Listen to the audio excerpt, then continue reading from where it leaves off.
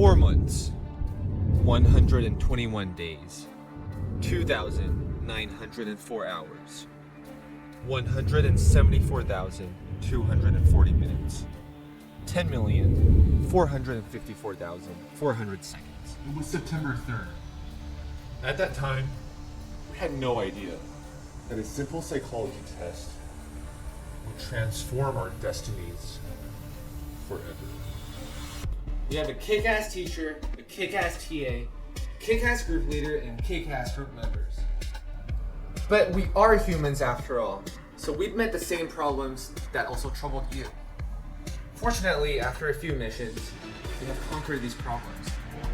Now, let's relive some of our best highlights.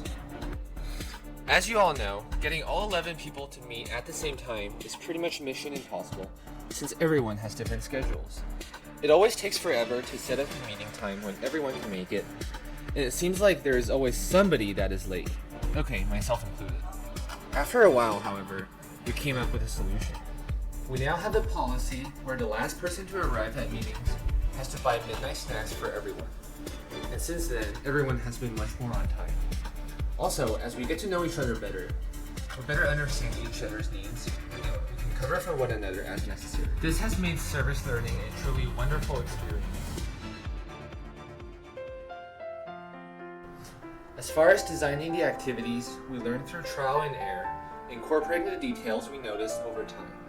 For example, some of the grandparents have trouble moving around or controlling their hands, and we always take these things into consideration.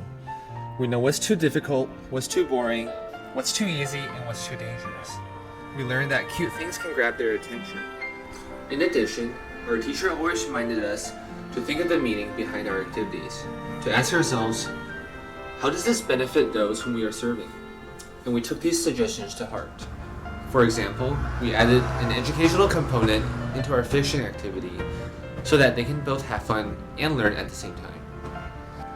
It is important to use both Zhongwen and Taiwanwei to explain what we're doing because some of them only understand one. We have to speak slowly and clearly and give them time to digest the information. We do hope that no one feels left out and that everyone truly enjoys their time there. We believe that our goal at Trinai is first and foremost community outreach, so perhaps what we do isn't as important as our attitudes. Our first time there, we were a bit shy and uncomfortable hitting up conversations with them. The generation gap seemed far too wide to bridge. Over time, however, we discovered that oftentimes we don't need to have too many responses. Rather, we just need to be good listeners for them, and naturally they will tell us about their lives, topics like their children, their grandchildren, etc. Over time, it gradually became easier to strike up a conversation. As we learned about their personal habits, such as how they have trouble sleeping at night, we can also give them some advice accordingly. We remember what language they're comfortable with, what health troubles they have, and what's going on in their families. Some of them even started holding our hands. Such a breakthrough in our relationship with them is only possible after many times of self-assessment. We remind each other to do the little things, like sitting down when we talk and smiling. Oh, I forgot. There's one more thing that you have to have for service learning. Without it, your service learning will be QQ. This is Perhaps some people might just hand their to their wenshu. Others say that you don't really need a to be successful. However, this does have a profound impact on the quality of your service learning.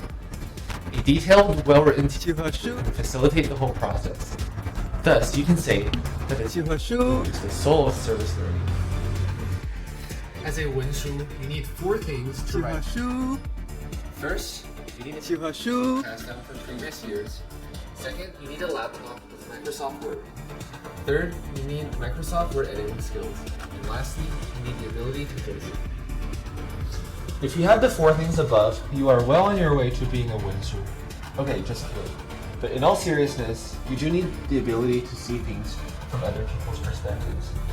Being a wenshu is not an easy job. Sometimes, playing League of Legends or 开心水族箱 really gets in the way of you doing your job. Now, please enjoy our trailer for next semester.